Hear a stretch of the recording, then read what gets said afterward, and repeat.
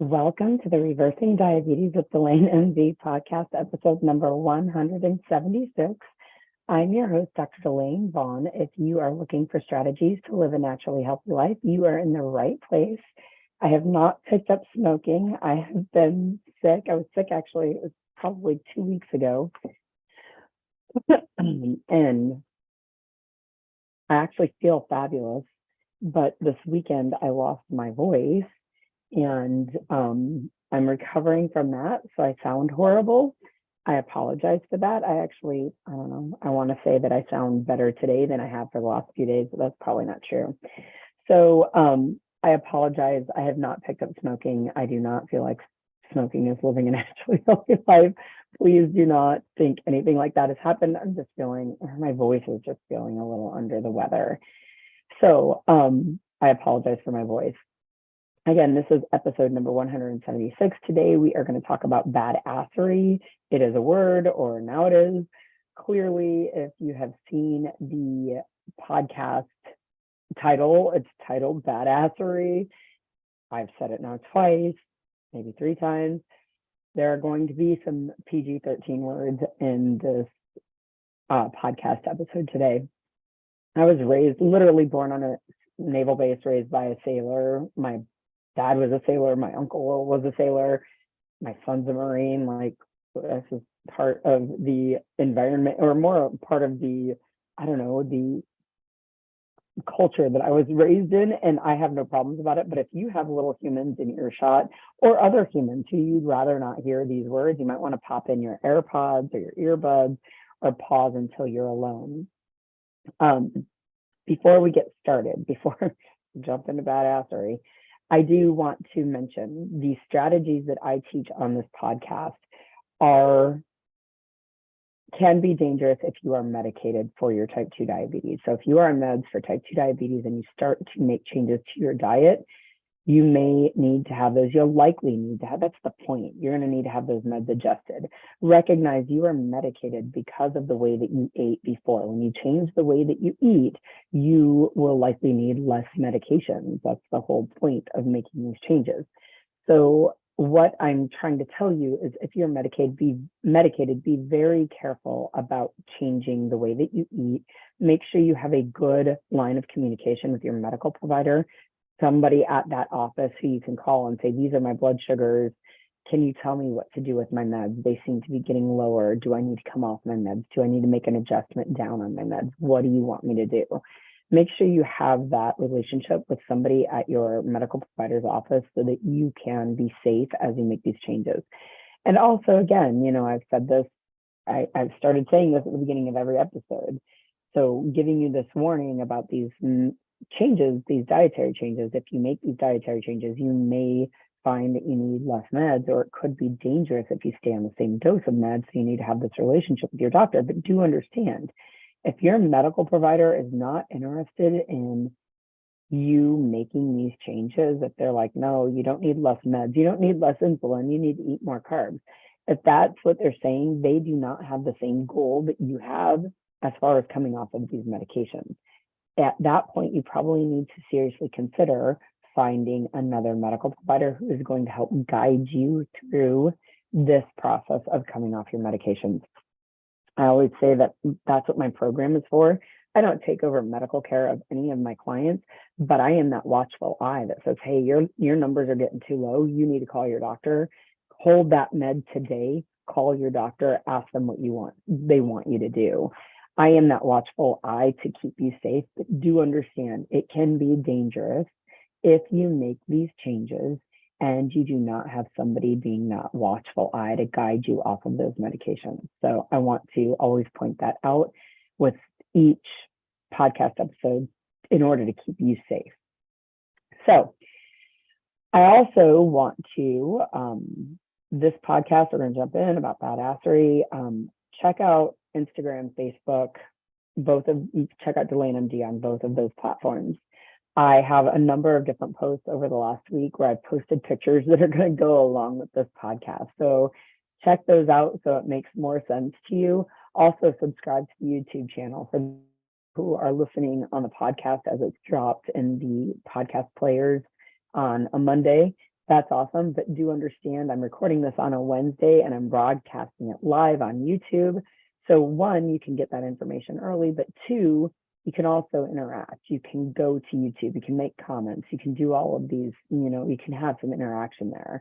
I always try to check out YouTube before I sign off. Sometimes I forget to do that, but do understand like there is the opportunity to get this information early and to have that interaction. If you have questions about what I'm talking about in the moment, you can pop that into the chat on YouTube. I apologize again for all the coughing and the raspiness of my voice, and I hope it's not too distracting to what we are going to talk about. Lastly, there will be a 5-day session at the end of December, the week between Christmas and New Year's. I will do the 5-day session. I'm going to do one for women and one for men. People have been emailing me asking to get signed up. I'm getting your emails. I'm going to put together an email that will go out here in the next week or two in order to kind of give you a rundown of what you can expect to let you know you're on the list.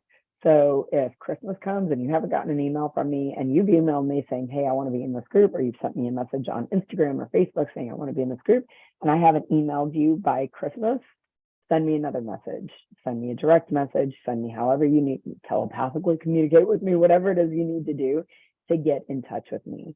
Send me another message, harass me, because it's just that I didn't, I missed it and it didn't go on the list. So that 5-day session, again, there will be a session for men, there will be a session for women. It's really going to be a primer for getting started in 2023. Make 2023 the last year you're dealing with type 2 diabetes. That is possible, totally possible for you. It's coming up. Let's launch it. Let's get started. So that will be in the end of December. All right, so let's dig into badassery. This is something I have been thinking about since October. I summited a 14er in Colorado, the tallest 14er in Colorado, in middle of October, and really thought about what does it mean to be a badass, because I realized on that trip that there are people who do these hikes. I'll be summiting, I'll be hiking, and I'll pass people who clearly underestimated what they were biting off. And I realized on that trip how many people out there really just want the picture at the summit. They want proof that they're this badass, that they do these badass things, right? And they don't understand what they're really biting off. So this week, or last week, I guess it was this weekend, I did what's called a Ragnar trail race, a Ragnar relay trail race. And I had a lot of thoughts about what it meant to be a badass during that. So again, if you don't follow me on Instagram, there's tons of pictures I've uploaded over the last week to Instagram and posted. And some of it does talk about a badass, being a badass, about me feeling like I was doing something badass at the end of it. Looking at the pictures, I'm like, oh, that was pretty badassery. So check those out. There is a post I put up this morning, and I'm going to go through each of those pictures, but pictures that I looked through on my camera roll of the last year, and I was like, oh, those are pretty badass things I did. That was pretty badass of me. Like, looking back, I'm like, I'm pretty proud of that. That was badass. My Ragnar experience. So if you've never heard of a Ragnar, I've ran since I was 15 years old. So this year I'm going on 32 and a half years where I've ran, and never, it wasn't like I ever ran in high school. I never ran cross country. I never ran track. It was really, I've always ran just for me. So I have run for a very long time and never heard about a Ragnar until last year. So a Ragnar is a relay. So there's a couple of different ways you can do it. The way that I experienced it for the first time, I was on a team of 8, and there are 3 different loops. And each loop is, of course, a run. So you run, and they're anywhere from 4.5. The one that we did, again, they're all over the country, in different parts of the country. There are road races for Ragnar, but the trails are just dreamy and fun. So why would you ever do a road race? But the trail races are in different parts. There are 3 loops. Each 3 loops is there's a easy, medium, and hard, essentially, is what it is, and they're different lengths. So the easies tend to be shorter, 3 to 5 miles. The longs tend to be longer, 5 to 8 miles maybe. You total in those 3 loops about 15 to 16 miles. I'm sure there are some that are longer. I'm by no means an expert on the Ragnar, but this is my experience, my first one. So there was an easy, medium, hard. The easy was 5.5. The medium was actually 4.3, I think. And then the longer one, the hard one, was 6.1 miles. And you knock these out. Everybody on your team, all 8 of you, run each of these loops. So I ran 3 loops and everybody on my team ran 3 loops, and we all ran the same 3 loops. So that's the idea. So for a 24 to 36 hour period, you're on this team where every hour and a half after one finishes a loop, you're sending another team member out and they're doing their loop. And so it was really fun. It was it was like summer camp for adults. It was a blast. There were people up all night. There was a bonfire going all night. The first night there was a band. There's a, emceeing everybody coming in all night long. There was camping. There were tents. It was just a blast. It was so much fun. But the 3.5, 4 hours that I ran were hard. I've completed half marathon. I've completed a marathon. I've ran for a very long time, and this, hands down, was one of the hardest physical experiences I have ever done in my life. So I had a lot of time because you're running alone and you're on these trails. And although there were thousands of people at the Ragnar, when you were out on the trails, there was a lot of alone time. There was just a lot of time you're like, am I even in the right place? I don't even know. So there was a lot of solitude for me to sit and think about what I was doing. And it was hot. It was in Florida, so it was warm and humid. It was very hot and humid. And then there was always the thought in the back of my head of gators and snakes. So it was uncomfortable. I mean, the scary part of the gators and snakes, less so, but the hot and the humid, I'm a Kansas kid, and it's December in Kansas. We don't do hot and humid right now. We haven't done hot and humid for a month or two. And it was very, very uncomfortable in that run. I had trained for the distance, but there was not really a great way to train for hills, because again, Kansas, or to train for the heat and humidity. So it was very uncomfortable. I was physically pushed on this experience, on this particular event. It gave me a lot of time to think about, what does it mean to complete? What does it mean to finish? What does it mean? I wanted to walk. I wanted to quit. I wanted to not complete the race at all. There was a lot of thinking on that. And so in the midst of it, of course, there was a lot of thought switching, right? There was a lot of refocusing on the reasons that I am doing this experience. Why am I doing this event? Why is it so important to me to do this event? And saying that I completed it was part of that. But in the moment, saying I completed it was not nearly as important. Like, it just wasn't relevant in the moment because I was so uncomfortable. Thoughts like, baby girl, we aren't quitters. That was a big one. Baby girl, we don't quit. Baby girl, we don't walk. Baby girl, we're completers. We're finishers. We do this. So there was a lot of thinking like that. But there was also time for me to think about, what does it mean to quit? What does it mean to complete these events versus what does it mean to not complete them? And this idea of badassery really bubbled to the top. Again, it came up when I was on that hike in October in Colorado, but then again, I had a lot more time alone and was thinking about it this weekend. So it's kind of funny because when I think like I want to be a badass, I will call up certain personas that I've seen typically in media to kind of, call in my inner badass. So I came up with 3 characters. I hope you're entertained by some of it, but some of it is more reality based. So one of the characters is Beth Dutton. I frequently will think of her when I'm like, well, who's a badass? Oh, Beth Dutton. I do have to rein it in a bit with Beth Dutton. Clearly, you can't ignore all social norms, laws, and certainly you can't smoke cigarettes in that many public places.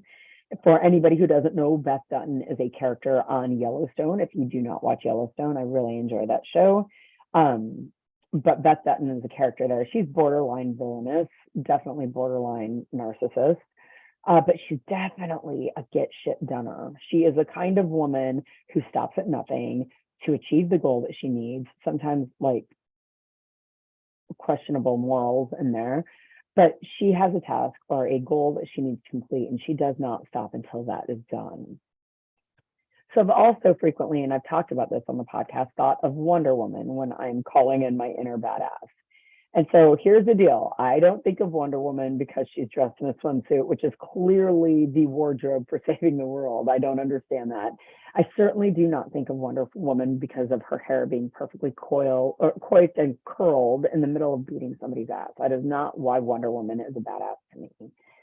It's not because the only flaws on her skin are the ones she sustained in delivering justice to some bad guy, right? That's not what makes her a badass. For me, Wonder Woman is a badass because she is always willing to get back up and go back at it after every knock to the ground, after every punch.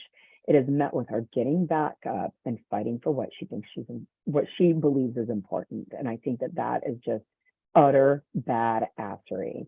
I love Wonder Woman because I see her do that, because she's an example of that.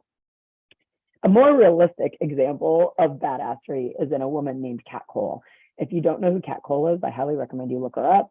I do not have her resume memorized, but she is the former president of Cinnabon, of the Cinnabon Corporation, and grew it like, if you look at the stats, she grew it from, I think, like 150 bakeries to like over 300 bakeries.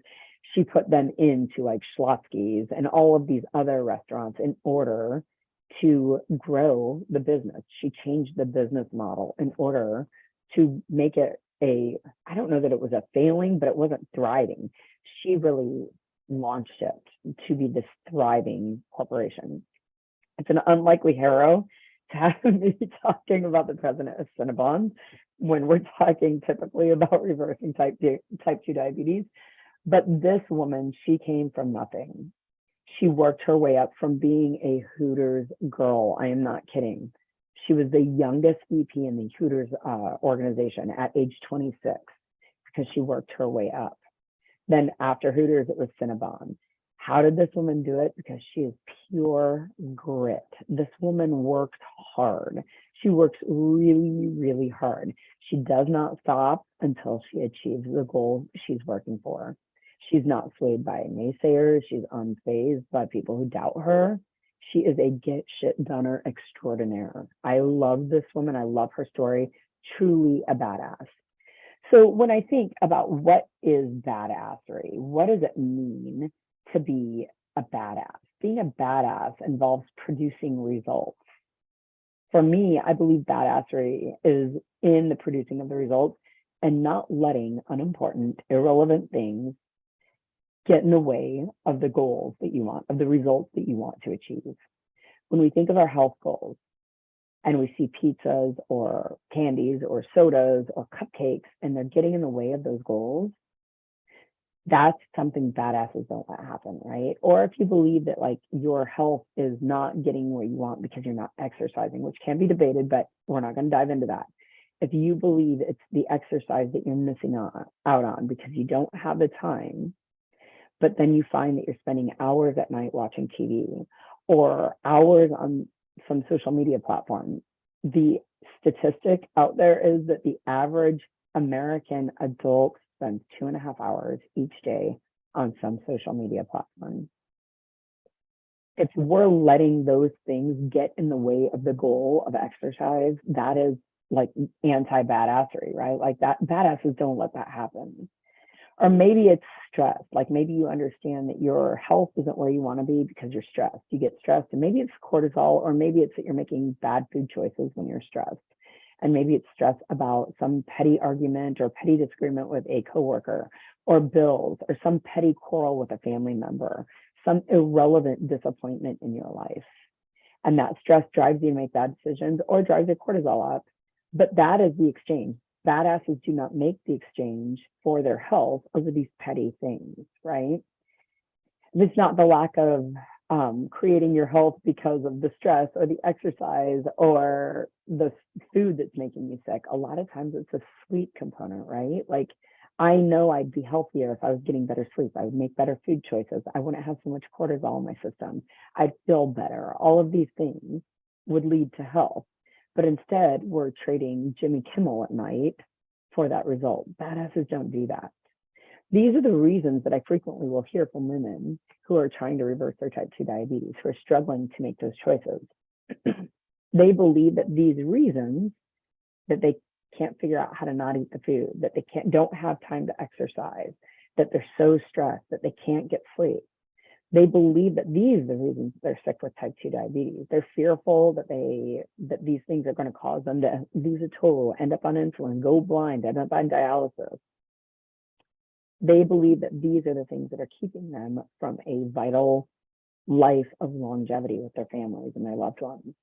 They're exchanging their health for pizzas and candies and sodas and cupcakes and social media and television shows and coworkers and bills and family arguments and whatever it is they're doing at night that keeps them up, right?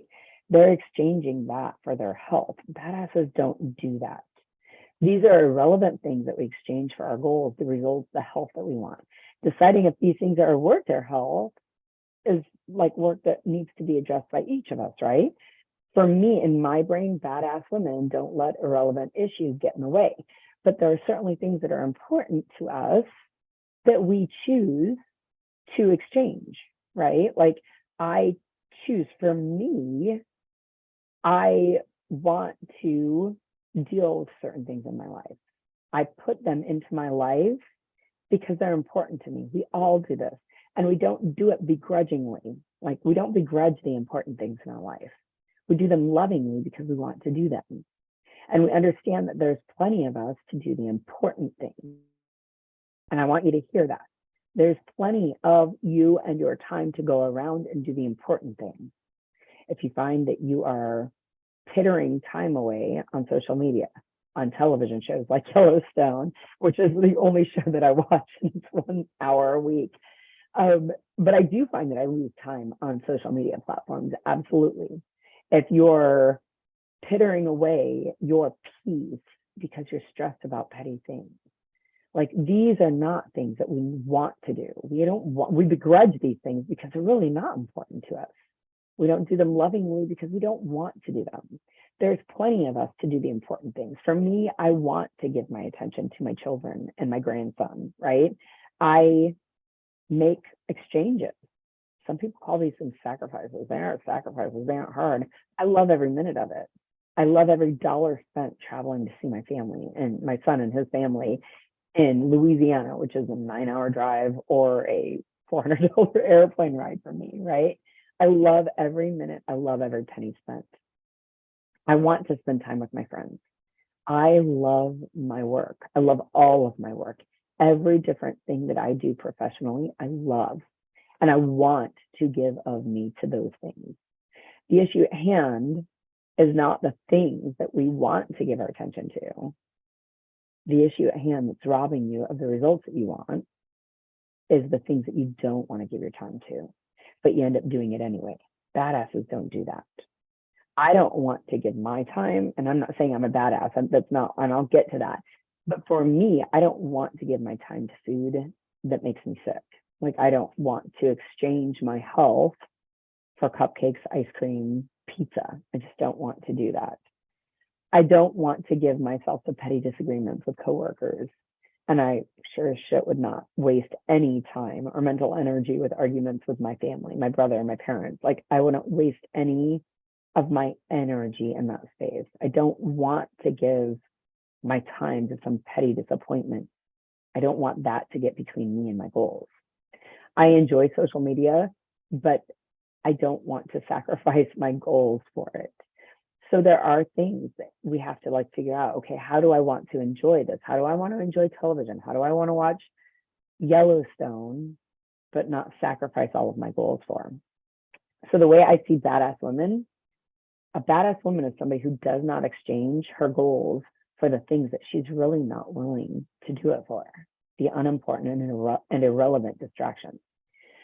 So today I want to talk about, what does it actually look like to be a badass? How do we know when we're doing the badass things? Because I want to offer that clearly it's not what we're seeing on TV and Beth Dutton and Wonder Woman and even Kat Cole, okay? When you look up pictures of these women, you're going to find svelte bodies and perfect hair and amazing makeup and expensive suits, except for Wonder Woman. She's in an expensive, weird swimming suit, but it's still pricey, right? All of them are, you can find all of these women in all the power poses under the sun, everything you can imagine. So is this what makes up the badass? This is what we see, and this is what we try to emulate, and then we can't figure out why. When I do my, which I didn't, I mean, like, my hair is washed, but it's Wild Hair Wednesday. But when we do our hair, when we do our makeup, when we wear the expensive clothes, why aren't we creating the badass results that we're looking for?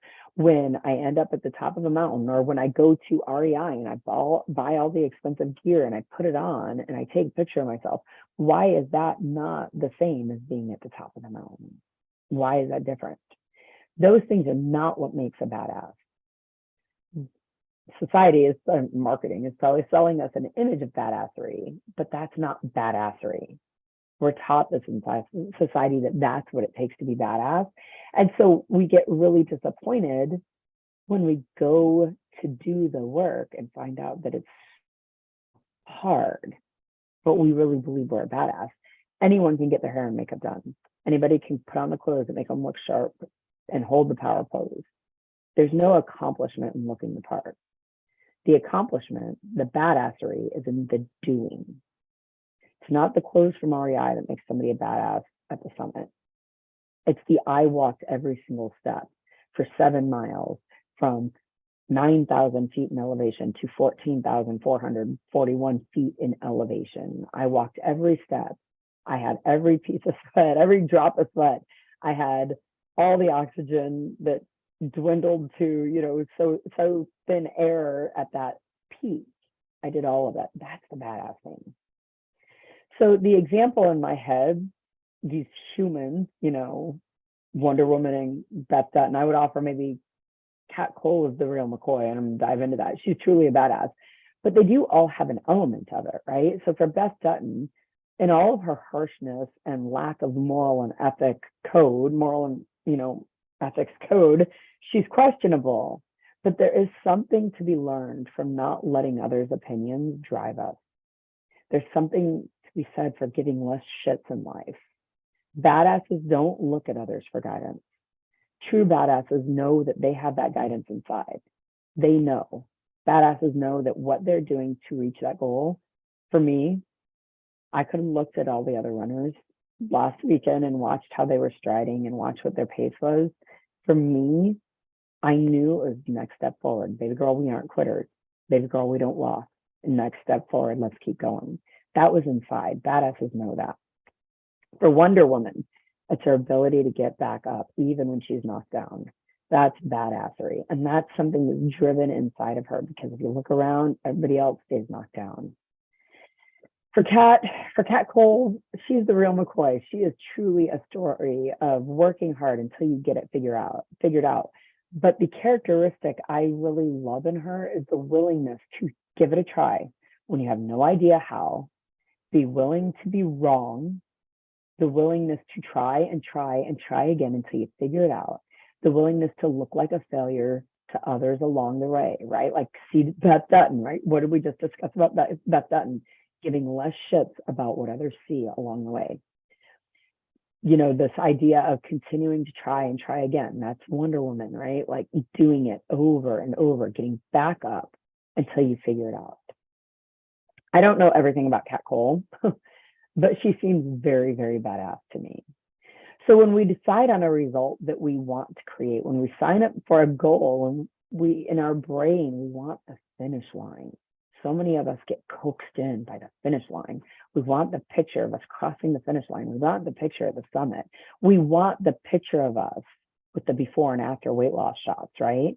We want the picture in our head of going through the day without medication, with no finger sticks, with no insulin shots, with sitting at our doctor's office as they review our A1C results of 5.2. We want that end result, but that is not what being a badass looks like. It's no wonder we're disappointed when it's time to do the thing. And we're like, no, this isn't what I signed up for, because it looks nothing like that end picture. So what does it look like in reality?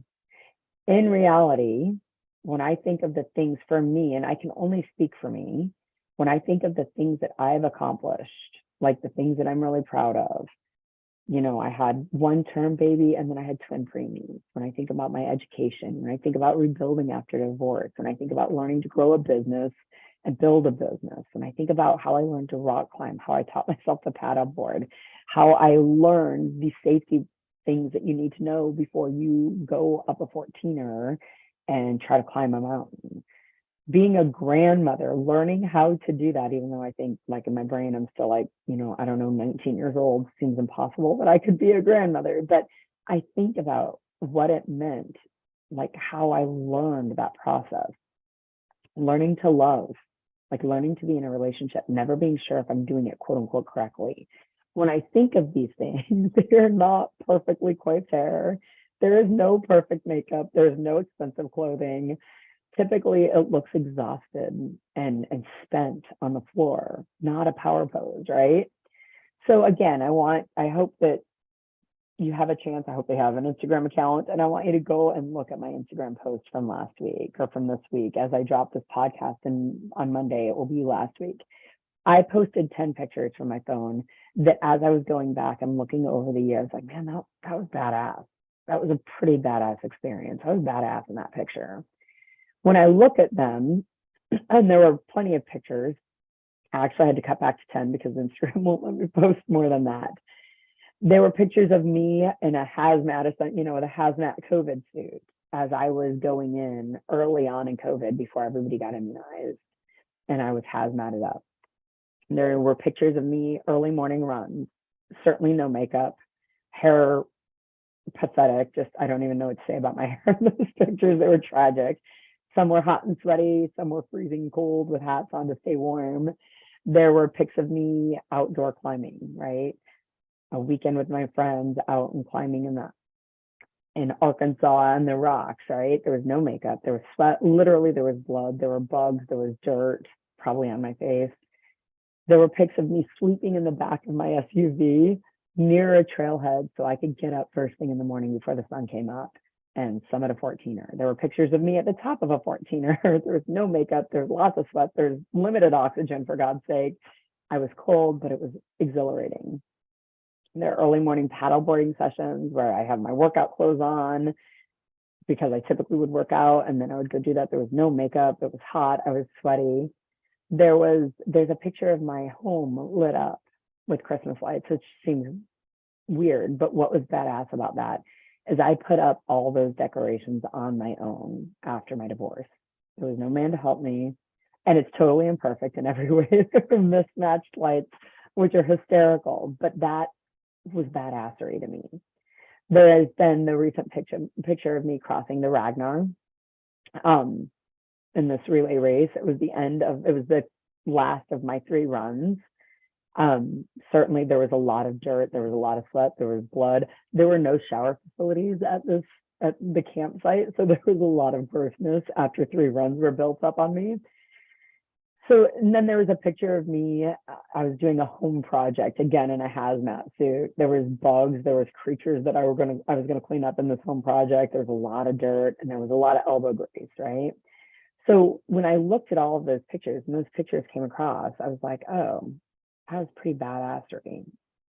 When I think about what makes up badassery, when I think about it in the examples, the characters, right, that I use, the things that make up badassery for Beth Dutton was the ability to be uncomfortable with judgment until she learns how to create the results she wants, right? For Wonder Woman, it was the ability to tolerate the pain and keep fighting for what she feels is important. For Kat Cole, it was the willingness to continue to try, fail, until she succeeds, right? For me, this is what badassery looks like. It's the vulnerability, the toleration, the being able to tolerate discomfort, the failing. It's the dirt, the sweat, the blood, the tears. It's not the power pose. It's not the finish line. The finish line pic is not what makes you a badass. It's the ability to do the things that other people aren't willing to do. It's the ability to be vulnerable where others aren't willing. It's the ability to be uncomfortable where others aren't willing. It's the ability to get dirty, to sweat, to bleed, to keep going, even through the tears. And some of those tears, when I think of those pictures that I posted, at least for some of my mountain climbing experiences, and certainly for that Ragnar, there were tears, and it was ugly crying tears, right? That's, for me, what I believe badassery is. It's the doing of the things that others won't do, that others choose not to do. For those who choose that, and they choose to continue to do that over and over and over again until they reach their goals, that is badassery. Okay, so the pics I posted on social media, the ones that I just went through, recognize I'm not glamorous in those pictures. I'm not well put together. There's no fancy clothes. There's no well done hair. There's barely makeup. I don't know, most of them don't have any makeup on them. So when you look at your health goals, the things that you want to create where your health is concerned, when you look at those, there's nothing wrong with thinking about life without meds.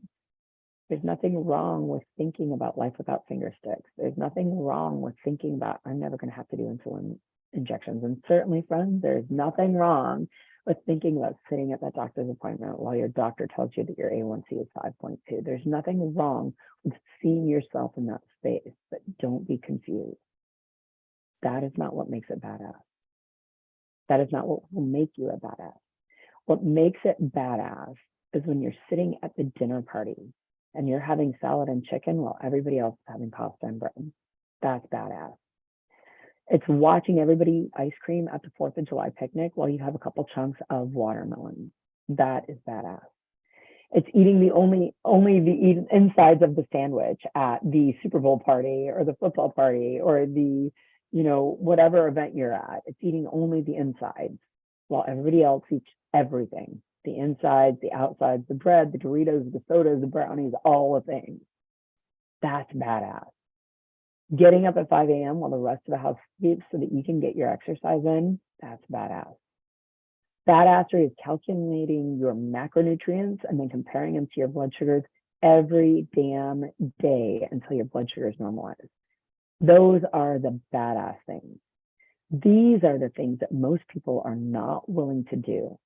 The doing of these things is what is badass.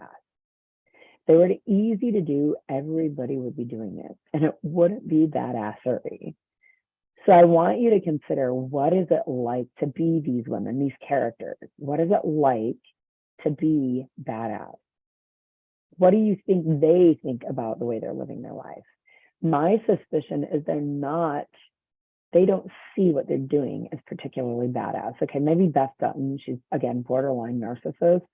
Maybe she sees herself as badass, but I'll guarantee you, Wonder Woman does not get back up because she's like, ooh, this is badass. Cat Cole does not persist because it's like, ooh, I'm going to be a badass.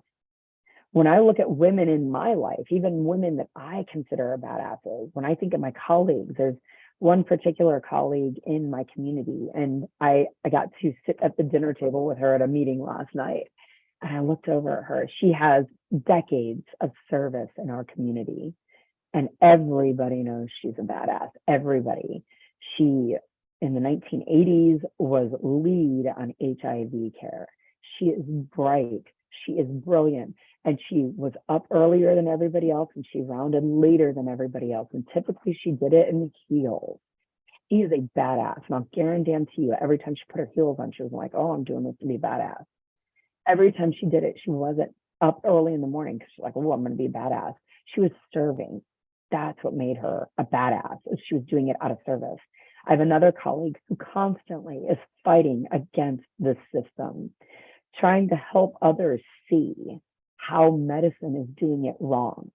She constantly is getting questioned by her colleagues. She's getting her integrity brought into question by her colleagues, and she does it anyway. She does not do it because she's like, oh, I'm going to be a badass. She does it because there's something to be done. There is a need to be filled. When we look at it from the outside, where we're sitting unwilling to take those big risks, all we see is a badass. So I can't think, or I can't speak to what others think in these moments. I don't know what everybody thinks. I'm very certain they're not running around going, oh, I'm going to be a badass. But when I look at the pictures that I posted, the ones where I thought, man, that was pretty badass what I did. The thought going through my head at the time of those pictures being taken was never, man, I'm going to be a badass. The thought was typically, and again, I'm a sailor. I mean, like I was raised by a sailor, guys, so bear with me. I don't mean this disparagingly. Got an oomph behind it, but the thought usually going through my head is hookers, I'm going to get this shit done. Okay. My focus was always on what I wanted to accomplish. When I was hazmated up for a COVID patient, I was never like, ooh, I'm such a badass going in here. It's like, ooh, I need to see if that patient's safe. They need further intervention. When I'm up in the morning for a run, whether it's hot or cold, I'm not going, ooh, I'm going to go and sweat my ass off and it's going to be badass. I'm like, no, I got to get out there. My brain, my body, my soul needs this. When I rock climb, I don't ever think of the next move as, ooh, this is going to be a badass move. This is more like, God, I hope I don't fall. And man, I wonder what it looks like from the top. Whenever I'm sleeping in the back of my car, getting ready to go on a trail run, I'm never going, ooh, this is so badass. Typically, I'm thinking, man, I make questionable life decisions. Whenever I'm hazmated up for a house project, it's never, oh, this is badass. It's like, man, this space is going to be amazing. Whether I'm paddleboarding, it's not because of badassery, it's because it's what my soul needs. When I'm hanging Christmas lights, it's never because, oh, I'm going to be a badass. More like, baby girl, you got this. When I crossed the finish line of that Ragnar this weekend, I was not thinking, wow, what a badass I am. I'm like, girl, you got to keep moving to that finish line. When I'm summiting a 14er, the thought is never, man, I'm such a badass. The thought is, the view is going to be amazing up there. So when you think about the thoughts of the people who do the things that others aren't willing to do, the others who aren't willing to do it, we see it as being a badass. But these things can be nurtured. These thoughts that drive the action, the results that you want, those components can be nurtured. These thoughts can be grown. Last week, had I focused, and it's not that the thought of quitting didn't run through my brain, it totally did. If I had practiced putting that thought on replay, I would have quit. Absolutely. But that wasn't what I practiced. The thought that I'd practiced over years, baby girl, you're a finisher. You're not a quitter. We don't quit this. Same thing when I summit a mountain, and I summit a 14er. And again, I'm talking about 14ers. I'm not talking about Everest, for God's sake. I'm talking about 14ers. But it's still hard work. When I get to 13,000 feet in the air and the oxygen's thin and I'm tired and I'm sweaty, sometimes I'm a little dizzy, if I focused on only that part, I would quit. But my thought is always, man, it's going to be amazing from the top. I can't wait to see it. So I want you to look in your own life. Who are the badasses in your life? What are they doing? Where is their focus? Are they focused on being a badass? The finish line pick? Probably not. Are they focused on doing what they need to do? The next movement, the task at hand, what keeps them going in the right direction? Are they focused on getting shit done? My suspicion is this is where the badasses are focused. They are not focused on being a badass. The things that are done by few, if they were easy, everybody would be doing them. They would not be badassery. Badassery is the thing, doing the thing that others are not willing to do. And this is where coaching helps. This is where you can coach and learn how to do the things that others aren't willing to do. It's not easy at first, and this is why coaching is there. This is what my program helps women do. Women with type 2 diabetes, they need to learn how to do the things in order to not be diabetic anymore. But the work in between, the not being diabetic anymore cannot be where your focus is.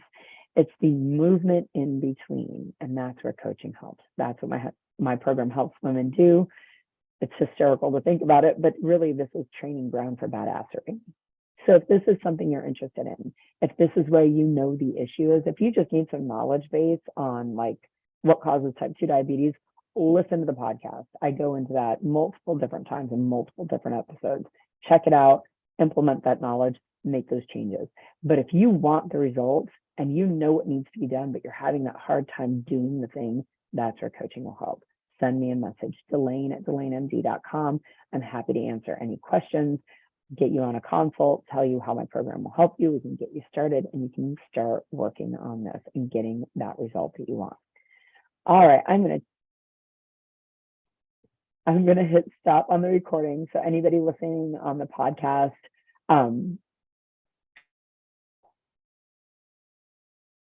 can find me back here next week. Let me know if you have any questions. Again, you can always email me, Delane@DelaneMD.com. I'm happy to answer any questions. I'm going to stop recording and then I will answer any questions in the YouTube channel. I will talk to you next week.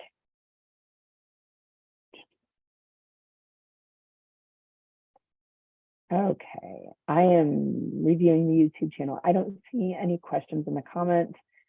So again, if you have questions and I sign off before you get the question typed out, don't hesitate to send me a message, Delane@DelaneMD.com. And again, I will be back next week and probably at this